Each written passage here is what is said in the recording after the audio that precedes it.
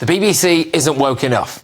That's the kind of joke that would end up on Mock the Week's cutting room floor. But believe it or not, that's the strongly held view of one of its employees. We've got Radio 5 presenter Nihal Arthanayake.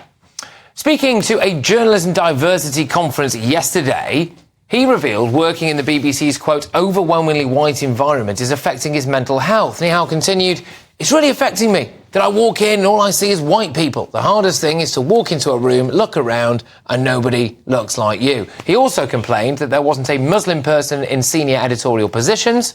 OK, that's Nihal's alleged lived experience, and I respect that. But does he think that he's working for BLM instead of the BBC?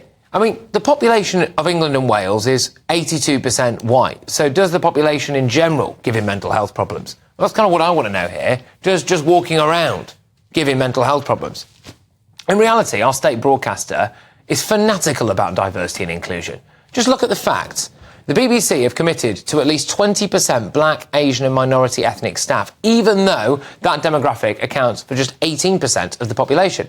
In 2021, they banned white people from applying to a trainee job on Springwatch and The One Show. White people have not really recovered from that, of course. They have the BBC Asian network described as a radio station featuring music and speech likely to appeal to those with an interest in British Asian lifestyles. One presenter there recently shared an image on social media with the slogan, "From the river to the sea." And then there's Guz Khan, isn't there? The Muslim comic who's been booked to host Have I Got News for You, who's accused Israel of committing war crimes and partaking in ethnic cleansing of the Palestinians. He was also dropped from an Uber Eats ad after casting aspersions about Priti Patel's own Asian heritage. Meanwhile, I've just spoken with Liz Kershaw, who is just one of several broadcasting veterans to be unceremoniously dumped by the Beep. She keeps company with the likes of Ken Bruce, Steve Wright, Sue Barker, Vanessa Feltz, Jeremy Clarkson. How many other over 60s does Nihal actually see in his plush BBC studios? Do you think his employer actually maybe has a problem with ageism more than diversity?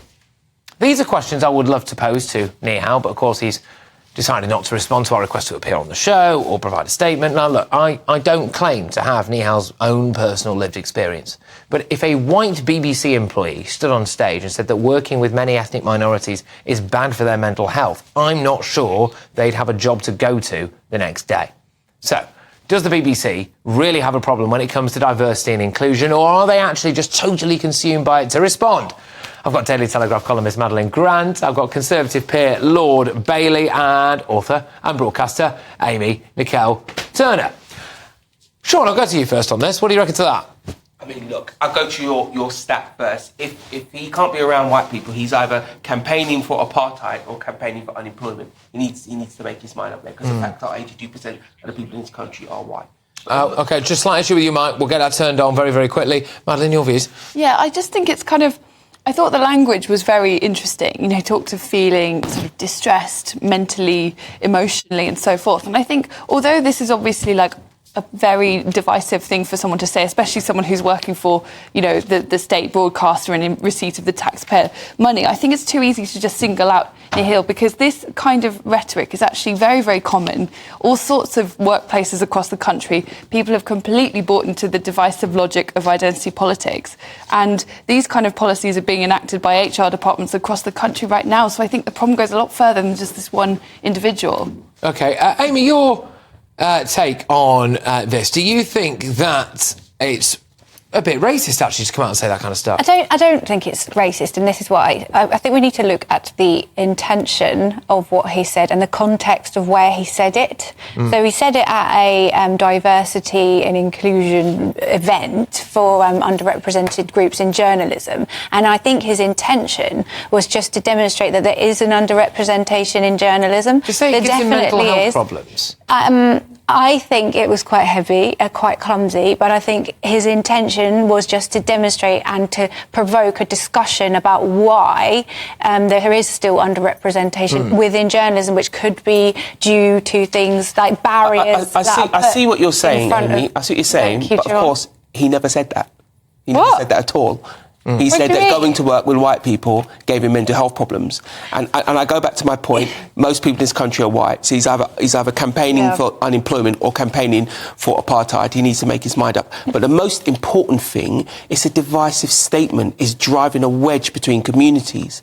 You know, there's a point where, people of colour have faced racism in this country and we've fought it for years. But there's a point, if you keep accusing white people of being racist for absolutely no reason, then they'll just be racist. Or just existing in this case. But we don't want to discourage these type of discussions, because surely discussions about diversity and inclusion and how it's making people feel are really important to progress. But we really want to discourage this kind of provocative, useless statement, because it's just driving people into opposing corners. There's nothing in this that will help us work something out, is it? It'll just cause a fight. Well, OK, so Manny, I'll put to you then. So let's say that he genuinely turns up to work every single day at the BBC and he looks around and it's a sea of white people and that makes him feel uncomfortable. Should the BBC do anything about that?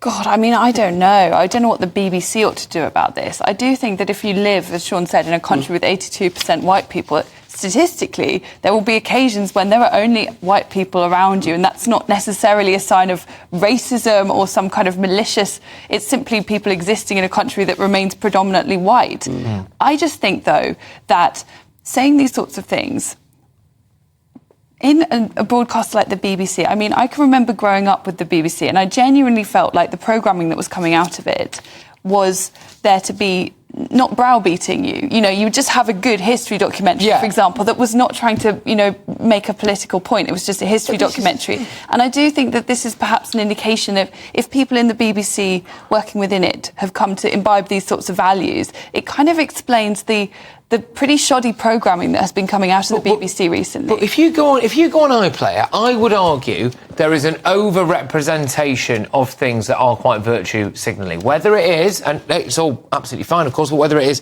things to do with, I think quite a large number of stuff about the LGBTQ plus community, quite a large number of things in relation to race. I also think that there's usually some kind of angle put on something that doesn't necessarily need to be in there. That will be my view. No doubt they would dispute it. But we look at things like Newsround as well, really getting involved, based for kids, by the way, on things like critical race theory. We've got a load of it. We've also just had... Oh, and don't forget the BBC website as well. Yes. They're always running these ridiculous stories. OK, yeah, I mean... But I guess it just remains and it reflects that there are structural inequalities. But is the inequality there not that they're actually too diverse in that sense? No. I think until we're in a post-racial society, this type of programming... The problem with this... Are we in a post-racial society? What does that mean? A society free from racism? No, because to suggest... The point is this. The point is... We're not there yet. We never will be. The point is this. We're not having a nuanced conversation, and actually, statements like this set us back.